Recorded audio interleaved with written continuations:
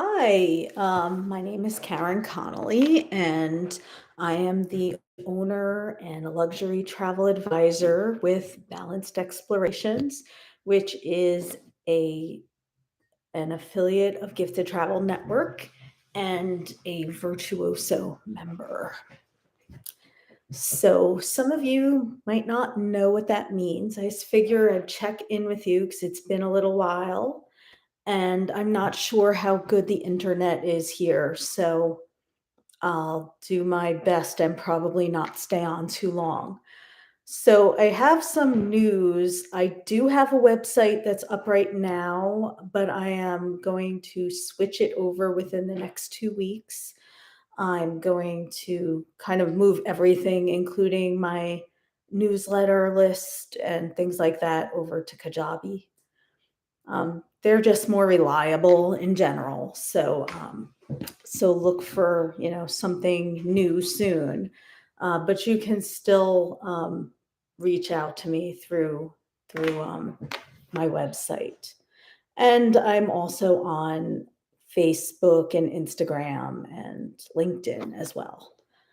So I'm excited to be doing some new things like that to redesign and just make it a little more clear, how you can contact me and how you can work with me, and maybe the fees that are involved and other things like that.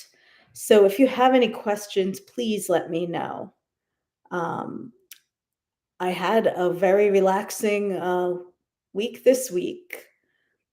I do also have a full-time job, so I took the week off, but I used that time to relax and to have a staycation in Vermont.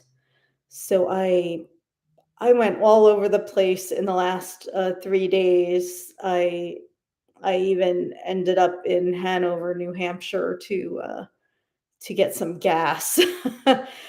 So, I have some videos that I've scheduled out for the next couple of weeks. So there's one a day, and if you can, turn on notifications, then you can see them all. And so let's see where I went. So first, I went to the Lake Champlain Maritime Museum. These are all places I kind of like to visit every year because I like them, but not necessarily like, oh, I want to, use like the whole weekend to go do this. So Lake Champlain Maritime Museum is maybe about 45 minutes to an hour from where I live. And it was very quiet. I was a little concerned because I do know and I have heard about tourism increasing, but I was not seeing anyone while I was out driving around during the week. And I understand like local people would be working potentially during the week, so they wouldn't be, at tourist sites or even just even driving around. But I was a little concerned, but yesterday I did notice a lot more out of state plates. So I think that there are people coming up to Vermont for a weekend or a long weekend. I mean, that's nice, but I didn't even get to all of the places that I like to visit. I've been in Vermont 9 years, and I spent 3 days really driving around, and I didn't really see that much, It's like the days go quickly. It takes a while to get to places in Vermont. That's one thing if you do decide to visit Vermont, you really need to kind of have an idea of where you specifically want to go because there's a lot of just emptiness and rural areas and long stretches of road with nothing in between and not even really a big town. Even if you're out in the Northeast Kingdom, it might be a little further in between things. So I went down there. That's more in the general kind of area of where I am along Lake Champlain. And Thursday? Yes, Thursday, I went to Bragg Farms Sugar House in East Montpelier. I mean, I've tried several maple syrups in Vermont, and I just have to say they're my favorite. They're not like I'm not an affiliate or anything, so I won't be getting any compensation for saying it's just my own personal opinion. I love it. They're a dark, robust one, and I usually end up making a special trip out there maybe twice a year and I get a quart, but I usually do this loop when I do that because it is probably an hour and 15 minutes for me to get down to East Montpelier. So depending on the time of year, see, I also like to go to a labyrinth in Hardwick. It's I was told about it years ago near the chiropractor's office there, and I was told that the rocks that are used to create it, and then there's grass, so they mow it. So I was told that those were gathered from all over Vermont, all of the areas. So it just feels like a very sacred place, and you could feel the energy from all of the rocks. And it's just something that I really enjoy, and it's amazing. And sometimes I would just kind of go home from there. I would maybe put it in the GPS, like the quickest route. But since I had all the time in the world this week, I decided to go over to Bingham Falls, which is near Stowe. And that one, it was about an hour almost from Hardwick. So I was just kind of going all over the world this time. So it was beautiful. I was as in the past I've gone there, I don't recall what time of the year. I mean, I know it was in the summer, but I don't remember if it was like May or June or July or August. And that could change, the popularity of it. Or is everyone in Europe right now? I mean, that just might be the case because usually both sides of the road in the past, both sides of the road, plus I've had to like park down the road a little bit because all the parking was taken. But there was still a lot of parking when I was there on Thursday. So you can go and enjoy it, and there aren't going to be a million people around. So it'll be more of a private experience. I do have some videos of it so you can enjoy, the sound of the water and the nature, all the trees around. And I was shocked there was this one bird that was so loud. I'm like, how is that bird? It's so amazing. It sounds almost fake, the bird is so loud. Um, and then after that, I drove through the Notch. So there's Smuggler's Notch up there, and it's a very windy, twisty road. And it's kind of really amazing if you like rocks and if you like boulders and if you, um, I don't know, just nature in general.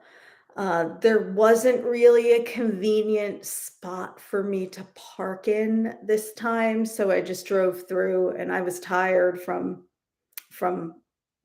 probably driving so much since it wasn't that much walking really.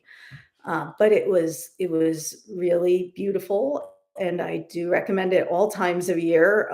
The Notch actually closes with the first snow because they can't even get up there to plow it. So they just close off the road, usually sometime in October, and they might open it depending on when the snow melts, if it's like April or May, even.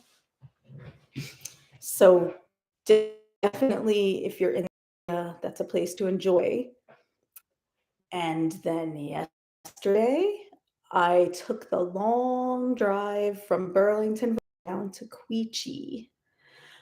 Queechee is there's a park there, there's a gorge there, there's a visitor center. So I parked at the visitor center and I walked down the path, which led to another path that led down to the bottom. I think it might have gone even further down, but I just like felt like that was enough for me because I wanted to go the other way.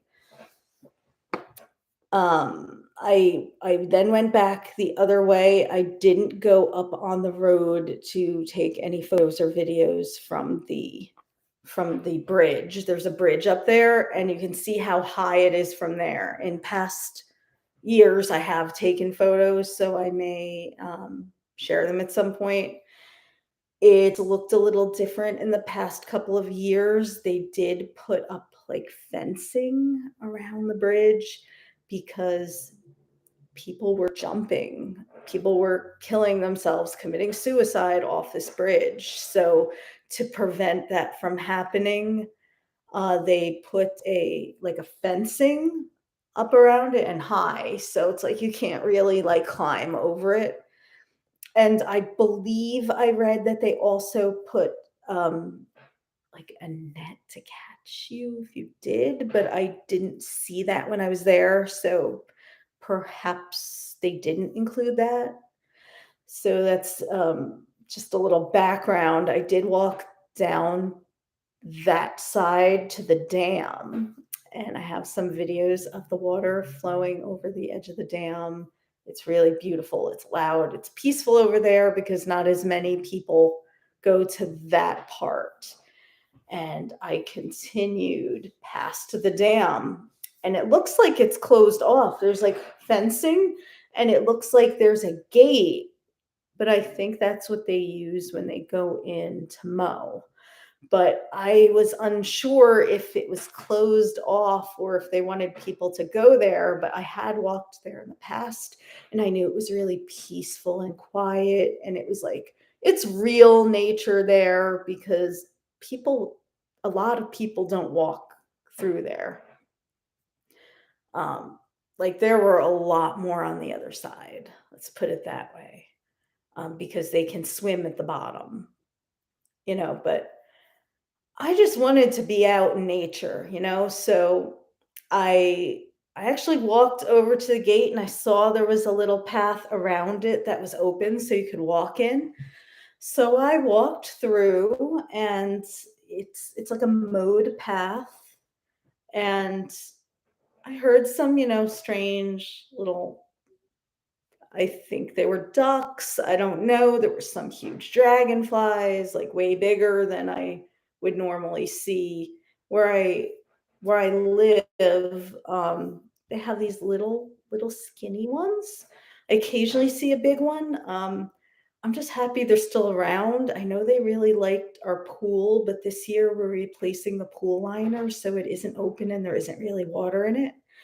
So, the I'm so happy that I still saw some dragonflies around. I hope they stay around. Not sure if the pool will be open this year or if we'll just be putting the liner in and then closing it very soon thereafter. So I guess we'll see. Um,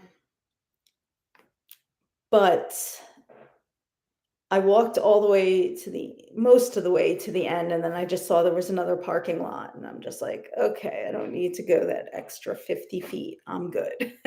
I turn around and start going back. I decided to make some videos because I think it's important to have some, I guess, YouTube specific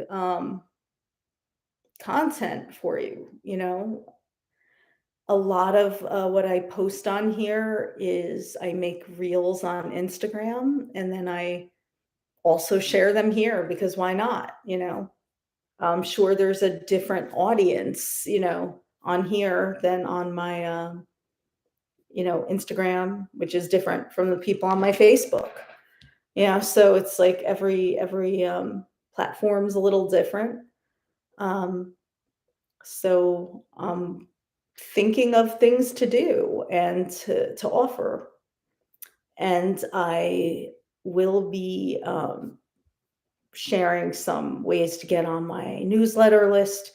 If you are interested, you can't really message me on here. You should be able to get through on my website, and I don't want to say leave your email on YouTube because that's probably not a wonderful idea. You'd probably get a lot of people that you don't intend to email you.